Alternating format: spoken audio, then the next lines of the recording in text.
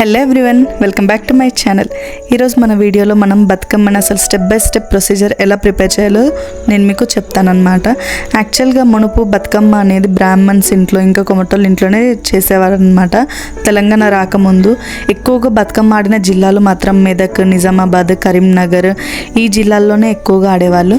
సరే, నేను మీకు సింపుల్గా బతుకమ్మ ఎలా చేయాలో నేను మీకు చూపిస్తాను. ముందుగా మనం బతుకమ్మని ఏ ప్లేట్లో అయితే పేరవడం అంటే ఎందులో అయితే మనం దాన్ని తయారు చేయాలనుకుంటున్నామో ఒక ప్లేట్ తీసుకొని దాంట్లో చిక్కుడు లేదా గుమ్మడి ఆకులు, అది కూడా ఆడ్ నెంబర్లు తీసుకోవాలి. ఐదర్ 1, 3, 5, 7 అట్లా తీసుకొని అవి వేసుకోవాలి. తర్వాత మీరు చూస్తున్నది తంగేడు పువ్వు అనమాట. తంగేడు పువ్వు లేదా ఆకు ఇదే మెయిన్ పువ్వు అనమాట మనకి బతుకమ్మకి.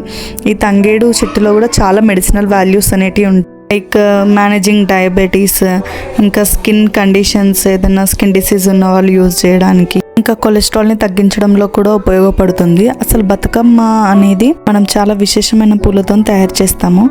లైక్ తంగేడు, గునుగు, వీటిలో చాలా మెడిసినల్ ప్రాపర్టీస్ ఉంటాయి అన్నమాట. బతుకమ్మలో యూజ్ చేసే మెయిన్ పువ్వు వచ్చి గునుగు కూడా బ్లడ్ ప్రెషర్ రెగ్యులేషన్కి, ఇంకా స్కిన్ డిసీజెస్కి, గాయాల్ని నయం చేయడానికి కూడా గునుగు ఉపయోగపడుతుంది. గునుగు అనేది యాంటీ డయాబెటిక్, అలాగే బ్లడ్ ప్యూరిఫికేషన్ చేయడానికి కూడా ఉపయోగపడుతుందంట.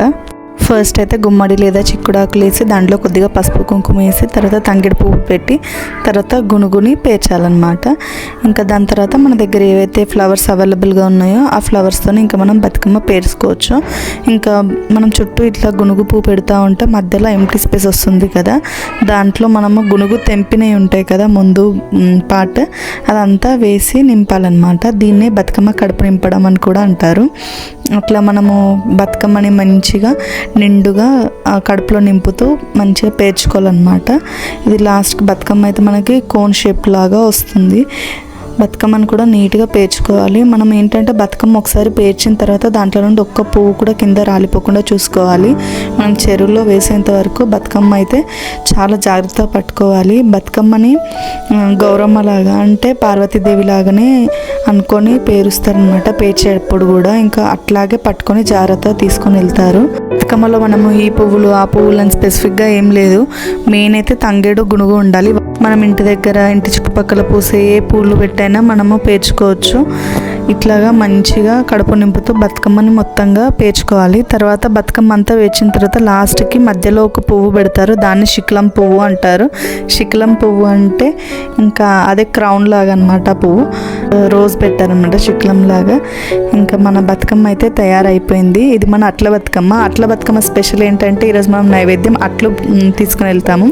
ఈ అట్లు అనేది బియ్యం నానబెట్టి చేస్తారు. నార్మల్గా మనం వేసే దోశలే అట్లలాగా వేసుకొని తీసుకుని వెళ్తారు. ఈరోజు ఏంటంటే మెయిన్గా అందరు వైట్ థీమ్లో వస్తారు. White saris, white dresses, mostly వైట్లోనే వస్తారు. ఇంకా వచ్చి ఆ బతుకమ్మని తీసుకొని వచ్చి చాలా హ్యాపీగా వాళ్ళ ఆట వాళ్ళు ఆడతారనమాట.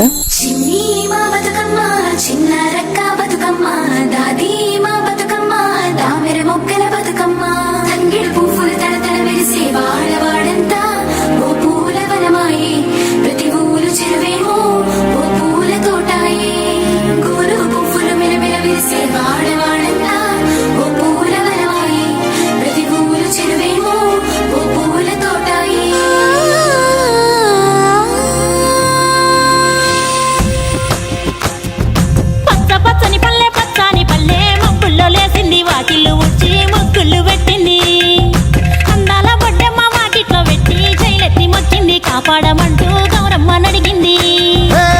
ఆడబిడ్డలు ఇంటింట నిందే, అమ్మ నాన్న గుండెంత పొంగే, సత్తి పిండి సకినాలు చూస్తే నోటి నిండా ఊరిల్లూరే. పొద్దున్నే తమ్ముళ్ళు లేచి పూల కోసం బయలెల్లి ఉరికే, శాపపరిచి వాకిళ్ళలోన చెల్లెళ్ళంతా బతుకమ్మ పేర్చే. పచ్చని పల్లె మప్పుల్లో లేసింది వాకిళ్ళు